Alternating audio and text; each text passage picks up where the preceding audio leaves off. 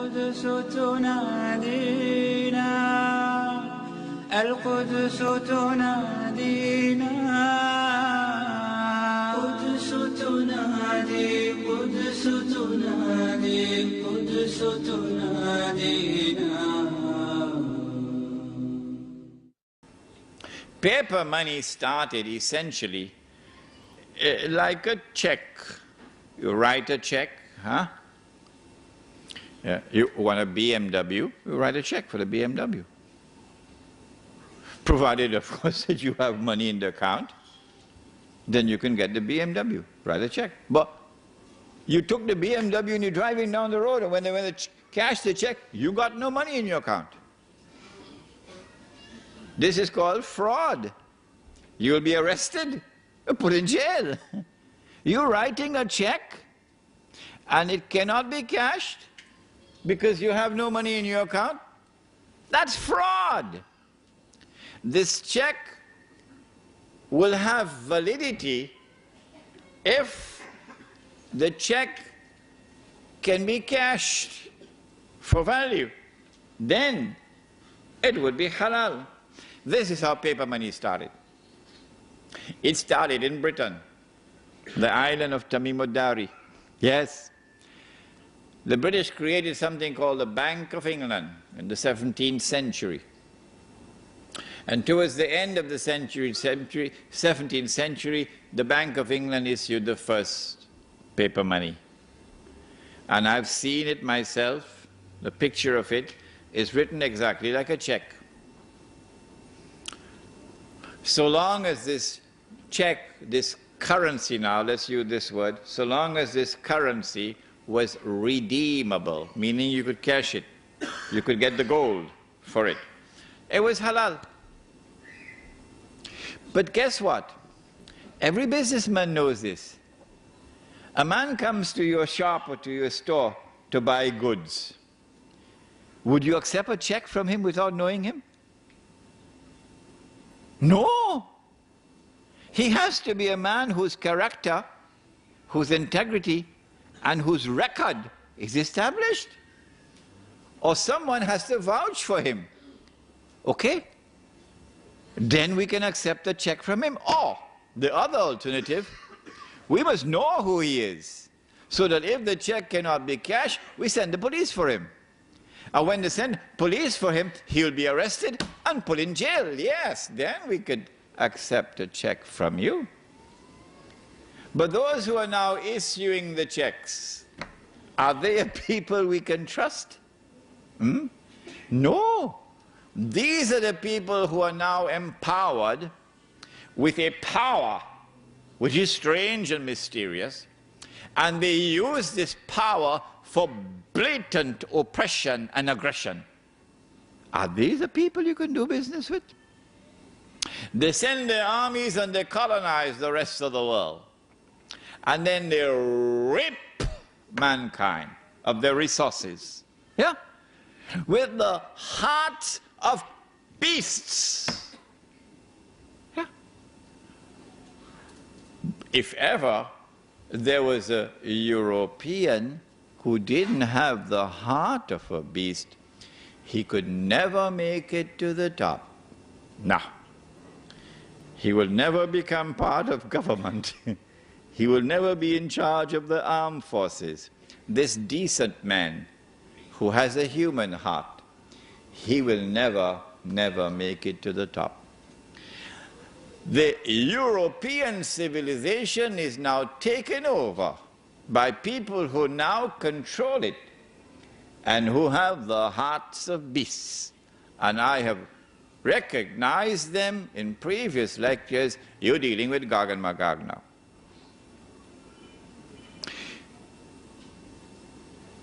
Stage 2 occurred after the end of the Second World War. Very interesting things happened before that, but I don't want to keep you here until 11 o'clock, so let's cut out part of it. You can get it in this book here, Prohibition of Riba in the Quran and Sunnah. And let me take you go straight to the end of the Second World War. The European powers who were victorious, they now called an International Monetary Conference and invited the rest of the world to attend. It was held in a place in upstate New York called Bretton Woods. And there were Muslim countries present. Saudi Arabia was there.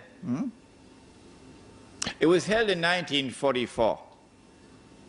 And out of the negotiations of Bretton Woods emerged the Bretton Woods Agreement, which created a new international monetary system. Two important things were agreed upon at Bretton Woods. Number one, prepare yourself for it. Not all checks can be cashed, only one check. Which one? The US dollar. Only this currency can be redeemed for gold at $35 an ounce. So this is halal. But all the rest of the paper money in the world are now checks which cannot be cashed. You could exchange them for the US dollar, check for check, but you cannot cash them. That's the first agreement at Bretton Woods. And so now it's plain. This system is 99% haram, only 1% halal.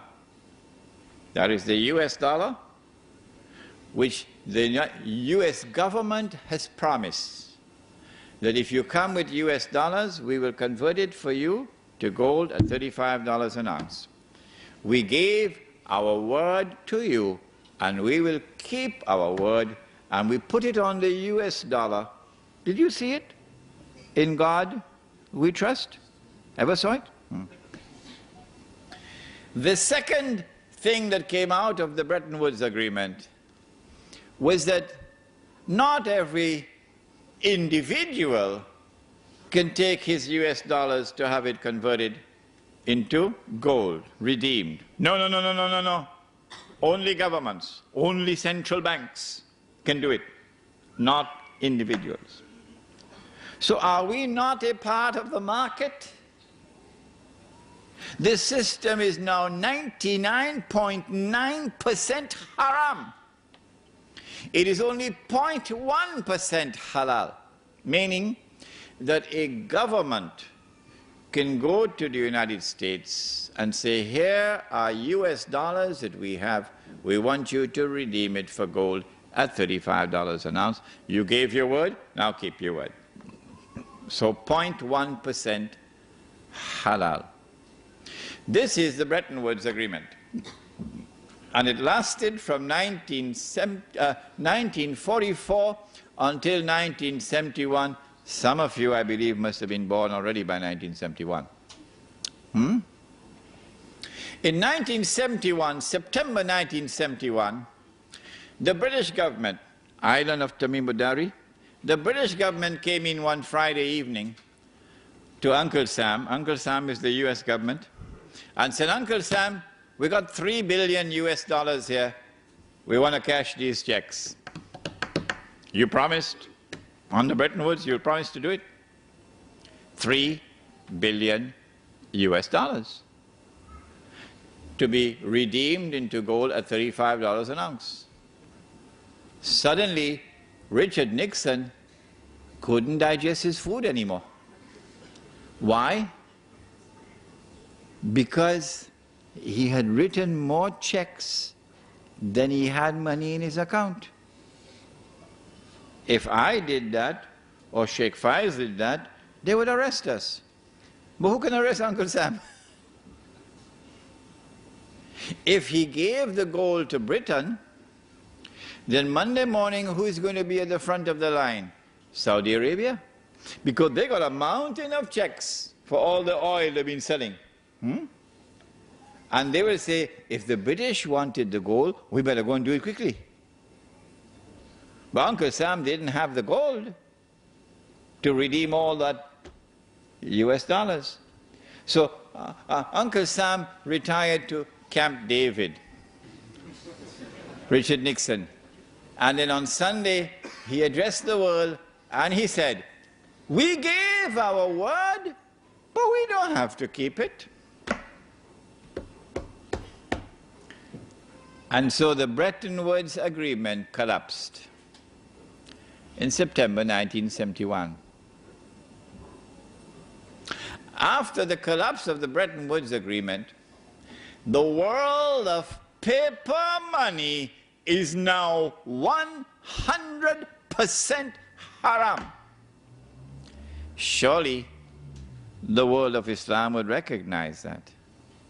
Surely the ulama of the world of Islam would recognize that. But no, it was not to be. Illa masha'Allah. It was not to be. Between 1971 and 1973, an ominous thing was happening. From $35 to an ounce, it started to move to 36, 37, 38, 39, 40. And by 1973, it had reached 40. In October 1973, the war took place with Israel. And King Faisal, for whom we always say rahimahullah, imposed an oil boycott on the United States. You remember?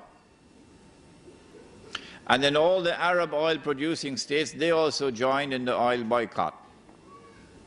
Guess what happened to the US dollar?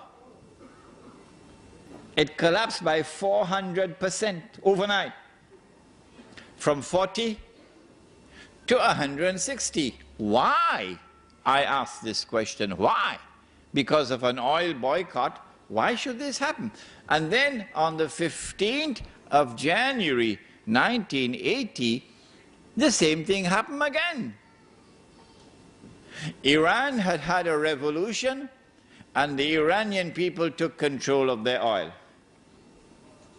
More than that, they were threatening to export their revolution into the Gulf, where the oil is located. And then at the end of December 1979, the then Soviet Union invaded Afghanistan and took over the country. And Wall Street knew the reason why. Wall Street knew that the Soviet Union has done this because of fear of the threat posed by the revolution in Iran.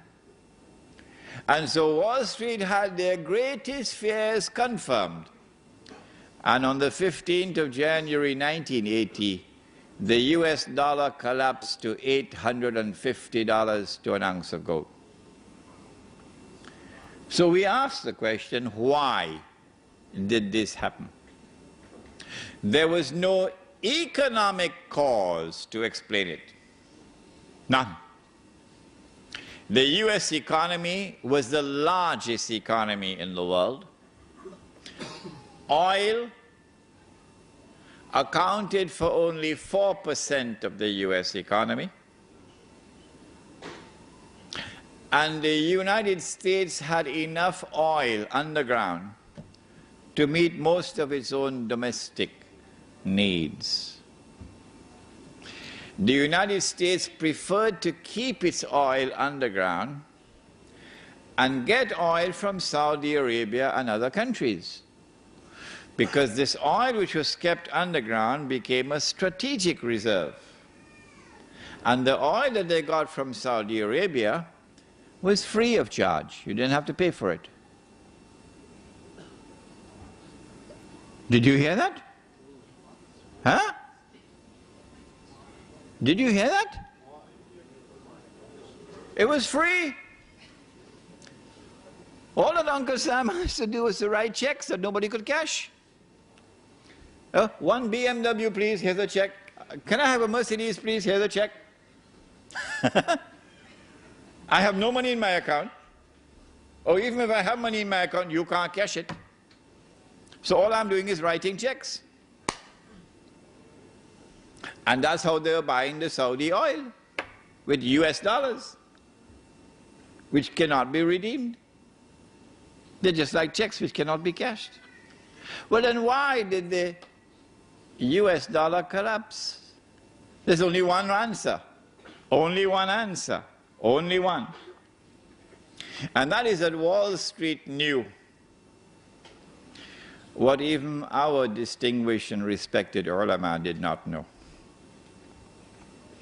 Wall Street knew that this entire international monetary system was fraudulent, batil, and that it will collapse one day. And they thought that that day had come. In 73 and again in 80. And so a Wall Street banker would not ask, would the international monetary system ever collapse? No, he wouldn't ask that question. What's the question he will ask? When would it collapse? That's what he would ask. Since 1980, something strange has been happening. And that is that there has not been any more collapses. The US dollar, in relationship to gold, has remained fairly stable for 22 years now. The price of the US dollar, the value of the US dollar in relation to gold, has been moving between, say, $250 and $400, up and down, okay? But no collapse. Why is this happening? The answer is, those who have constructed this system,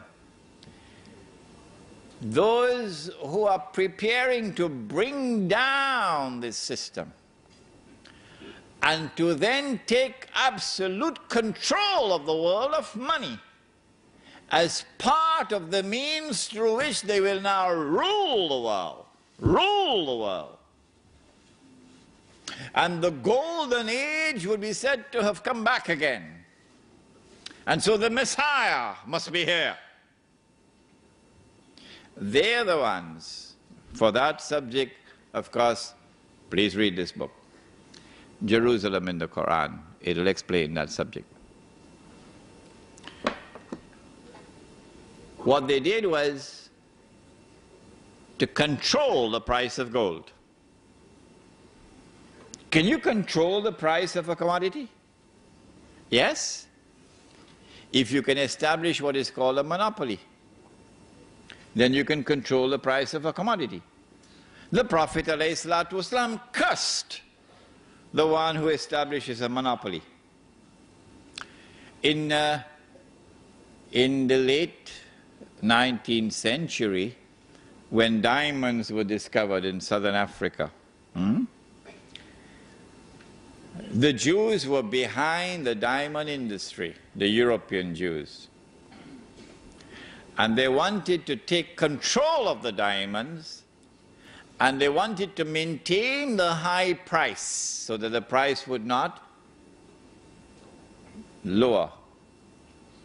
So what they did, they used, of course, a British as a front man, so the Jewish face would not be up front. His name was Cecil John Rhodes.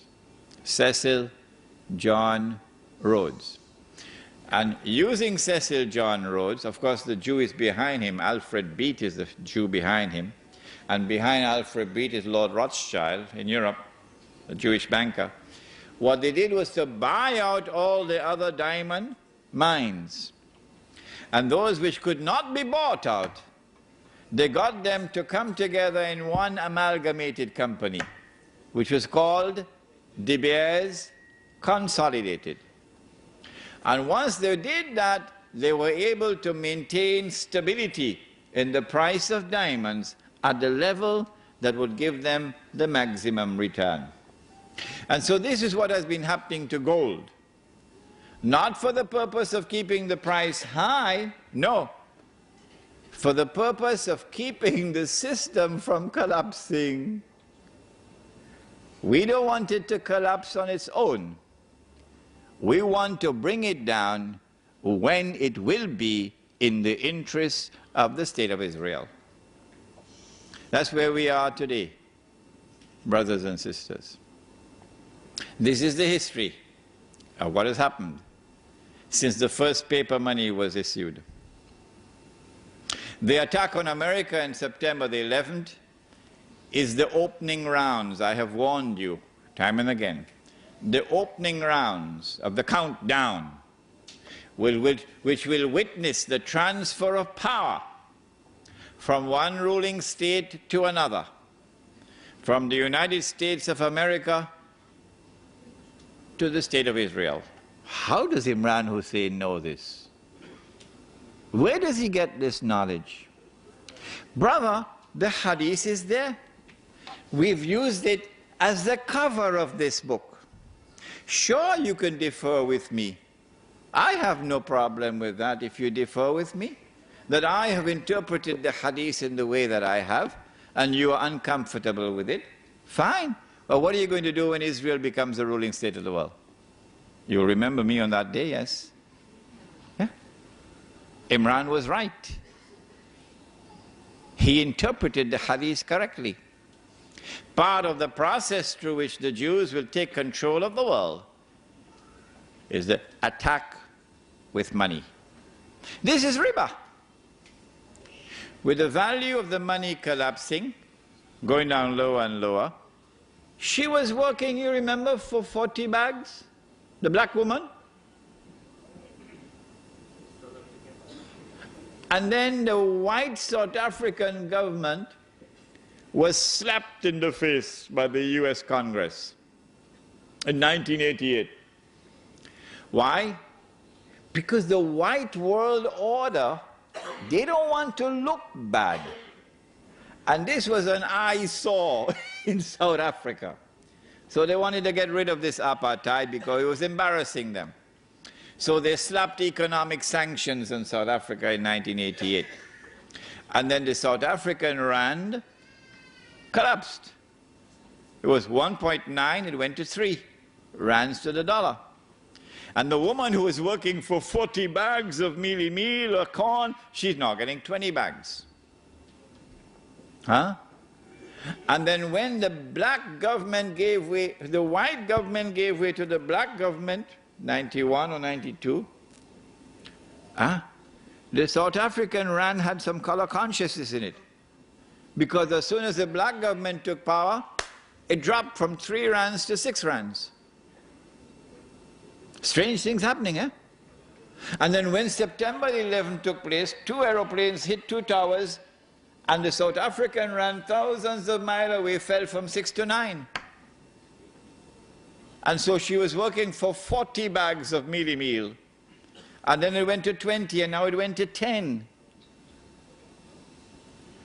And then about a month or 2 ago, I don't know, it reached up to 12 rands to $1 US before the South African government established a commission inquiry to find out where is this thief.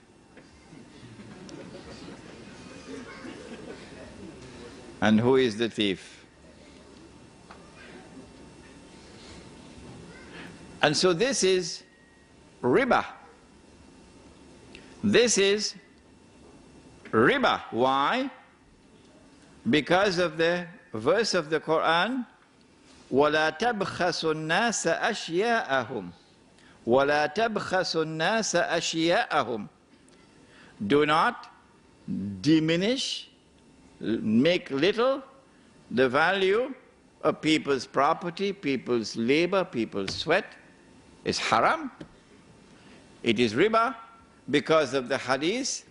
If you rip off somebody, then that's riba. This is a rip-off. When the moment is appropriate, the US Congress has declared that Jerusalem must be recognized as the capital of the State of Israel. Of course, Bush can make a lot of noise. It doesn't make any difference. This is naturally going to cause tremendous anger even amongst those governments in the Arab world who shine Mr. Bush's shoes for him. Even they will become angry.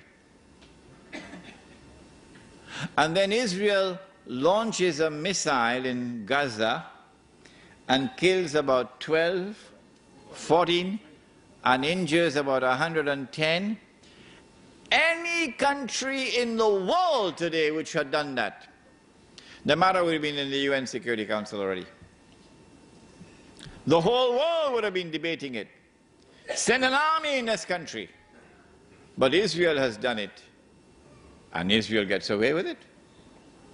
The reason for this is because there's a deliberate policy at work to get the anger of the Arab masses to reach boiling point.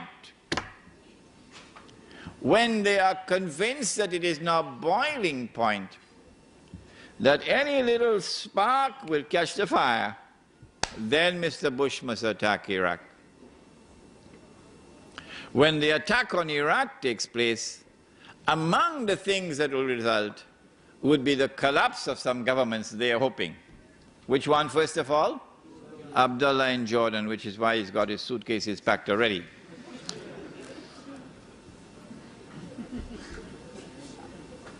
The West, which controls the media around the world, will now use the media for a crusade, media crusade, declaring that the world of Islam is now rising up to cut the throats of the Jews. The Jews are now faced with the most perilous moment in their history. I told you 2 or 3 nights ago, I said this is going to be drama worthy of Hollywood when it happens. And there will be even Muslims who are going to be convinced by it. Huh?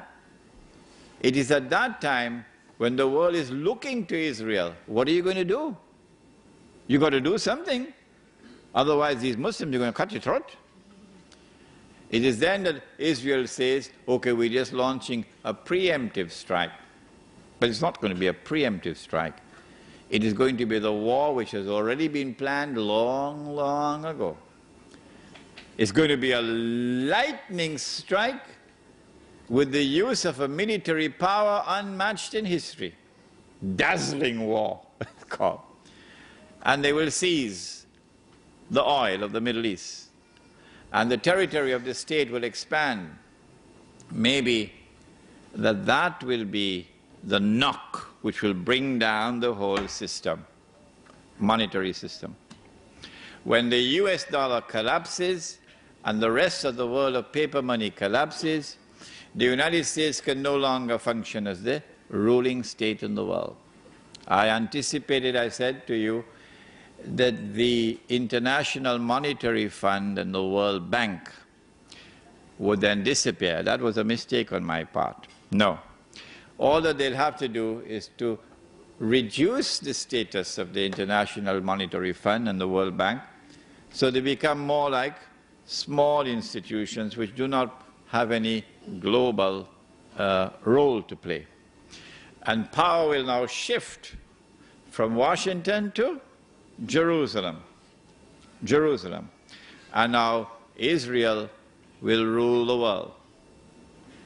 I have used the hadith that when Dajjal is released, he will live on earth for 40 days, 1 day like a year, 1 day like a month, 1 day like a week, and the rest of his days like your days.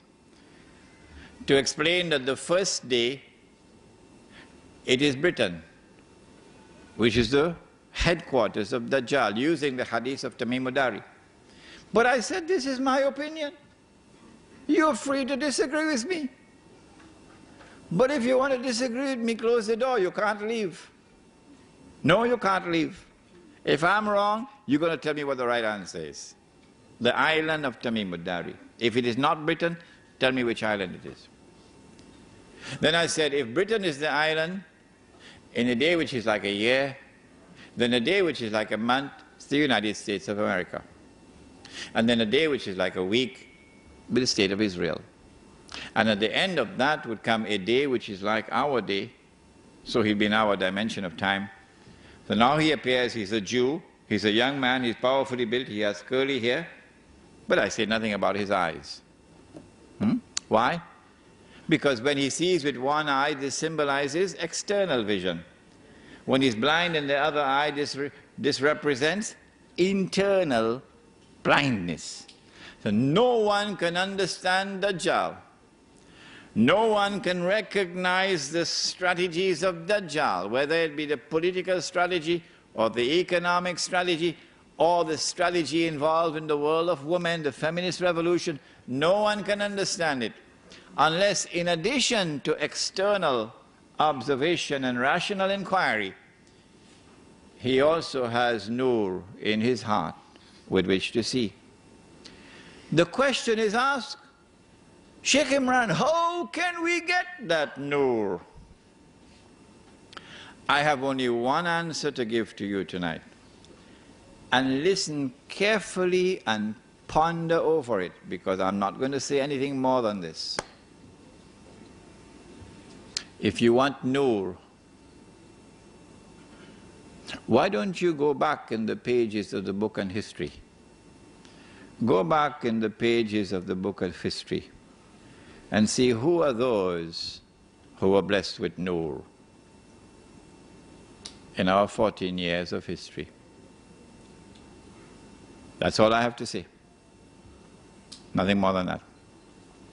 Israel now rules the world for a day which is like a week, and then Dajjal appears, and when Dajjal appears we have the Imam, and then the confrontation, and then the son of Mary, and Dajjal is killed and Gog and Magog are destroyed, and then the army from Khorasan and this state of Israel is destroyed. وَلَا تُقَاتِلُنَّ الْيَهُودَ وَلَا تَقْتُلُنَّهُمْ حَتَّى يَقُولُوا الْحَجَرُ يَا مُسْلِمْ هَذَا يَهُودِيٌّ وَرَائِي فَتَعَالَ فَاقْتُلْ.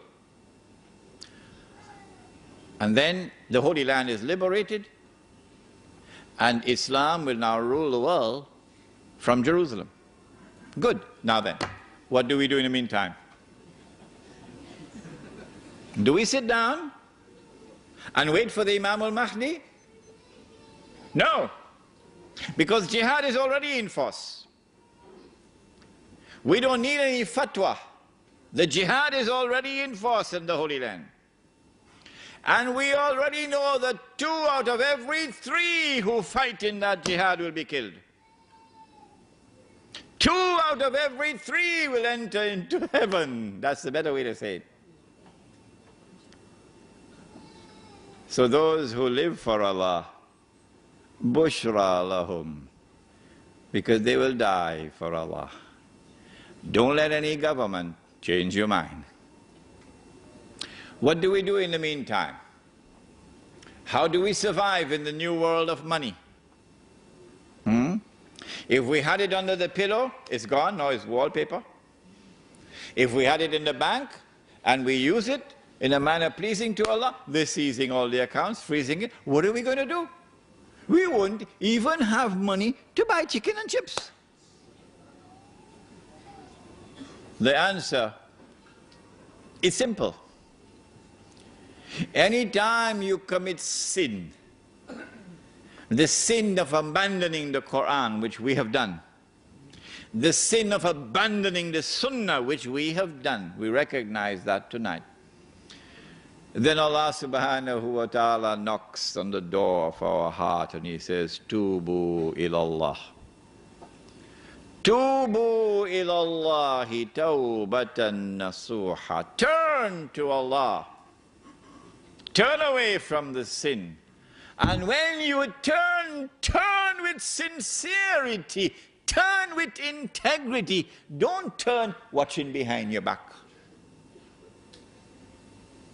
I'm turning away from it. To turn away from sin is to turn away, to turn towards the Quran and Sunnah. If you have a better answer, let me know.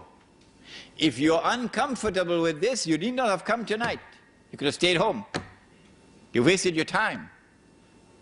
To turn away from this sin, we have to recover the Sunnah. Yeah? We have to recover the Sunnah which we abandoned. The Sunnah money which we abandoned. Tawbah. We seek forgiveness, O Allah, for what we did. And we're going to recover this Sunnah. Whoever is uncomfortable with that, you need not have come tonight. You've wasted your time. You can stay home, go listen to some other Maulana. But for those in whose hearts there is now pain and sadness, that we have betrayed the Quran and we have betrayed the Sunnah. And we want to make amends. We must recover the Sunnah money. Question, can we recover Sunnah money while having control over territory, so as government we can reintroduce this Sunnah money? Can we do it? My answer is, you need not accept it, my answer is, it is impossible to take control of territory anywhere on the face of the earth today in the name of Islam and restore the Sunnah money as the official money of that market. Impossible. Why do I say it's impossible? Because I have interpreted the Quran and Hadith to the understanding that those who today control the world are the world power of Gog and Magog. You differ with me? Fine. Go ahead. Wage a revolutionary struggle, and I will admire you while you're doing that. Take control of a territory, and when you have the control of a territory, then you bring back the Sunnah money. All right? Now then, if you agree with me that it is not possible to restore the Sunnah money at the level of state and government, is there any alternative? The answer is the macro option is not available, the micro option is available. And that is the Muslim village. If you go and find land where land is cheap and where there is water, and you build a village which is small and does not threaten the state, no. And in that village you have a market. In that market you bring back the Sunnah money. Okay, we're doing it in Indonesia, in the island of Java, and we have a shortage of gold and silver coins. What are we going to use as money? Rice, of course, rice. Okay, we're building the Muslim village in Durban, outside of Durban, in Natal, in South Africa, and we have a shortage of gold and silver money. What are we going to use as money? Sugar. Can we use mangoes? No, we can't use mangoes. Sheikh, your money is rotting. Your money is rotting, Sheikh. No. And so if we have a shortage of gold and silver, we can use commodities. But listen to the hadith with which we'll end, because I've spoken already on the Muslim village, and inshallah I'll be writing on this subject. When in Cape Town in Ramadan, I hope I can finish it. Inshallah. The Prophet said, alayhi salatu wasalam, that the river Euphrates will uncover a mountain of gold, and every 100 who fight for that gold, out of every 100, 99 will be killed. And every one of the 100 will be saying, I am the one who will be saved. He said the believers must not touch that gold. There's a second hadith, and you will find these are hadith in this book, the prohibition of riba in the Quran and Sunnah. He said that the earth will vomit from its liver columns of gold and columns of silver. And so there's a massive amount of gold and silver that is going to come. He said that the Messiah, when he comes back, Isa alayhi salam, and the Imam, will be sharing wealth. You think it's paper dollars? What kind of money they'll be giving? US dollars? Oh, you must be joking. No, Sunnah money. Sharing wealth to such an extent that a man who wants to give zakat or give charity can't find anybody who would accept it. This is the tomorrow which is coming for those who hold on during this darkest hour of the night. Allah says in the Quran, فَلَا تَهِنُوا, do not give up, do not despair, do not throw in the towel. وَتَدْعُوا إِلَى السَّلْمِ, and go and make some kind of a patchwork arrangement with those in control. You scratch my back, I'll scratch yours. No. وَأَنْتُمُ الْأَعْلَوْنَ. When you should rather be making that effort which will give you that power with which you will have the upper hand over them. وَاللَّهُ مَعَكُمْ. And in that struggle, Allah is with you, not with them. وَلَنْ يَتِرَكُمْ أَعْمَالَكُمْ. And Allah will not allow your effort to be in vain. We pray that Allah subhanahu wa ta'ala may bless all those who tonight make tawbah and commit themselves to the struggle to recover the sunnah money. Before we end, I want you to sit down. Our sisters have complained in the previous nights they never had a chance to go to buy the books and the videos and so on. So tonight, if it is possible, please allow the sisters to go while the question and answer session is going on. So sisters, you all can go now, and if you want to buy any books, you can get them now. Please sit down, please sit down, please sit down. All right, secondly, this here has a very nice history. This is a CD. This is a CD of the book Jerusalem in the Quran. It's not an audio, it's not a video, it is the book itself that you read. There's an Egyptian brother, a beautiful Egyptian brother in Kuala Lumpur, who lost his job. He has a wife, he has 2 children. And we got some money, and my wife took that money and gave it to him. Take this money and buy the empty CDs. Put the book into the CD form as an electronic book. He did that. I said, okay, now I'm going to get this CD sold for you, and whatever money we get, we bring it back for you. Because sometimes he doesn't have money to even buy milk for his children.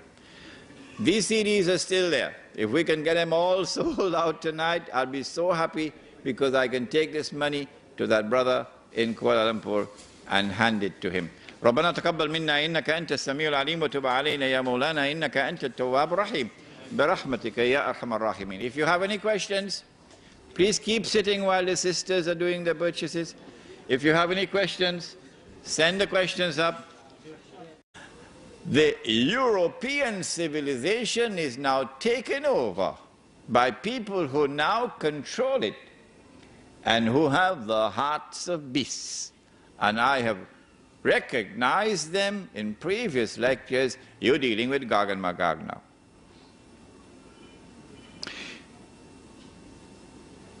Stage 2 occurred after the end of the Second World War. Very interesting things happened before that, but I don't want to keep you here until 11 o'clock, so let's cut out part of it. You can get it in this book here, Prohibition of Riba in the Quran and Sunnah. And let me go straight to the end of the Second World War.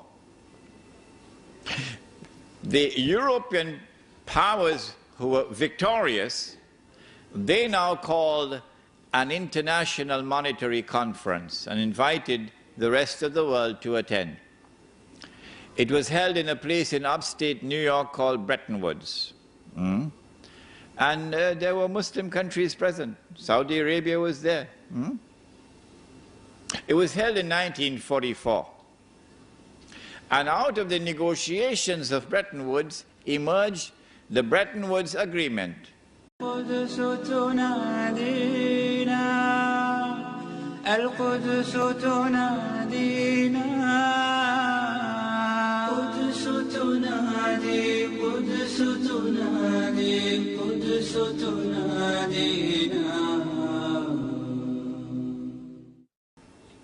Paper money started essentially like a check. You write a check, huh? Yeah. You want a BMW, you write a check for the BMW. Provided, of course, that you have money in the account, then you can get the BMW, write a check. But you took the BMW and you're driving down the road, and when they cash the check, you got no money in your account. This is called fraud. You'll be arrested, put in jail. You're writing a check, and it cannot be cashed because you have no money in your account. That's fraud. This check will have validity if the check can be cashed for value. Then it would be halal. This is how paper money started. It started in Britain, the island of Tamim-ud-Dari. Yes. The British created something called the Bank of England in the 17th century. And towards the end of the 17th century, the Bank of England issued the first paper money. And I've seen it myself. The picture of it is written exactly like a check. So long as this check, this currency now, let's use this word, so long as this currency was redeemable, meaning you could cash it, you could get the gold for it, it was halal. But guess what? Every businessman knows this. A man comes to your shop or to your store to buy goods. Would you accept a check from him without knowing him? No. He has to be a man whose character, whose integrity, and whose record is established. Or someone has to vouch for him. Okay? Then we can accept a check from him. Or the other alternative, we must know who he is, so that if the check cannot be cashed, we send the police for him. And when they send police for him, he'll be arrested and put in jail. Yes, then we could accept a check from you. But those who are now issuing the checks, are they a people we can trust? No. These are the people who are now empowered with a power which is strange and mysterious, and they use this power for blatant oppression and aggression. Are these the people you can do business with? They send their armies and they colonize the rest of the world. And then they rip mankind of their resources. Yeah? With the hearts of beasts. Yeah? If ever there was a European who didn't have the heart of a beast, he could never make it to the top. No. He will never become part of government. He will never be in charge of the armed forces. This decent man who has a human heart, he will never make it to the top. Which created a new international monetary system. Two important things were agreed upon at Bretton Woods. Number one,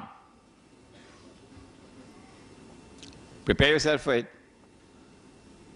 Not all checks can be cashed. Only one check. Which one? The US dollar.